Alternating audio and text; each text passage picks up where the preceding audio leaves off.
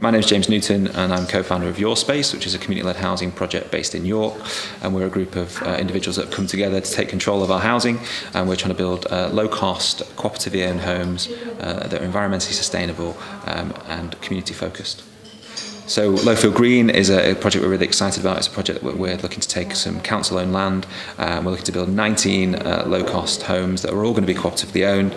And that's a mixture of 1, 2, 3 and 4 bed homes. We're looking to build them out of natural materials. So there's going to be community growing space. It's going to be very much environmentally focused, but there's going to be a strong sense of community there with a common house building where people come together for shared meals. There'll be a laundrette. There'll be lots of opportunities for people to come and interact. And yeah, we're really excited about the project. We're quietly confident we're going to hit our affordability targets so that it's low cost, not just for now, but for the future. So yeah, Lowfield Green is a really exciting opportunity. We're going out for a community share issue in the new year where we're looking for the community to invest in the project and people can get a return on that investment. So redefining how you might finance housing development.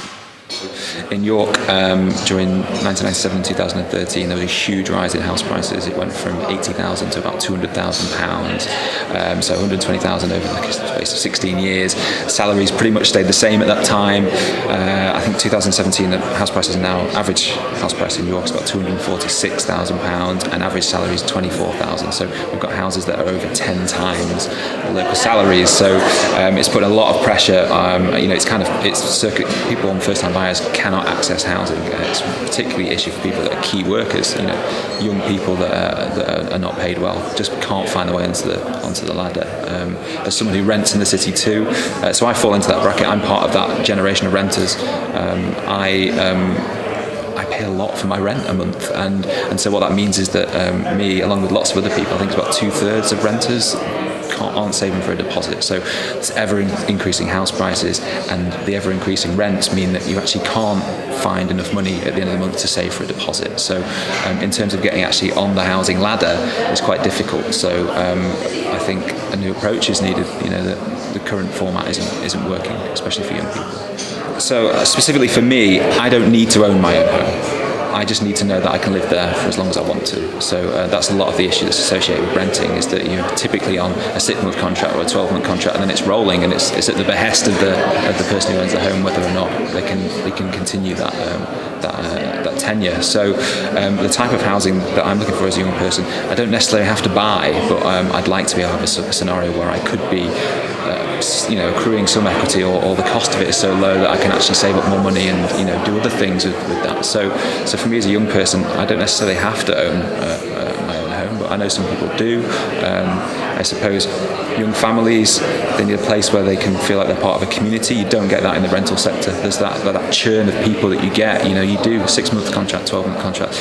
There's no real community there anymore. So I think that community-led housing, where you're coming together as a community and deciding what type of housing that you're creating, that can be community focused. You can have community space. So if you look at the co-housing model, which is a model that Your Space are following, the common house is a real integral part of the community. It's a central building where people come together, share meals. There's sort of people look after each other's kids. It's that kind of free childcare. That's what it is for young families. But you have that sense of community and ownership of that space, and that's not just younger people. That's older people too. And if you can have a real mix of generations, you get a real good, well-rounded sense of what it is to be part of a community. So at Lowfield Green, we're looking to build 19 homes there.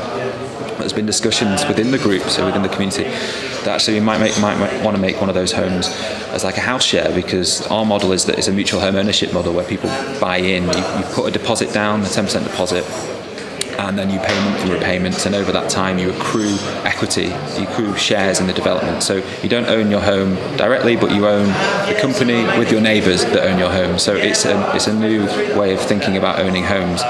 But within that as well, so like you say, some people don't want to buy a house. They don't want to buy in for that long. They might want to be there for a year or 2 years. So if we had a house share within that development, so we could, younger people are more flexible in how they want to live. They move into the city because they might be looking for work, or they might be looking for other opportunities. I'm not sure, but within our development, we're trying to factor that in, that younger people that might not want to buy in for 3 or 5 years might want to just be in for 12 months or so. So community-led housing for me can be for anyone who feels empowered to take control of their own housing situation. I think that's what I would encourage lots of people to do. If people are stuck in a situation where they don't feel like they're in a good place, I think going out and doing it yourself is definitely something you can do. That's what we're doing as a group. We've got 60 plus members now. There's a group of about 10 or so of us that are working quite actively on the project, but there's no people. I mean, I'm a designer, I work in construction, so I've got some relevant skills, but everybody else doesn't, and they're more than competent for delivering it. I think if people have got energy, people have got time, you can actually shape the type of housing that you want to make, and doing it as a community, you get a real sense of ownership of that type of development.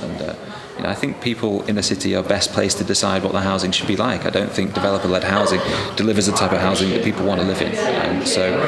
I definitely encourage anyone who's excited about it to get involved, because it's hard work, but it's good fun, and we can start changing what type of housing we create in this city. So, yeah.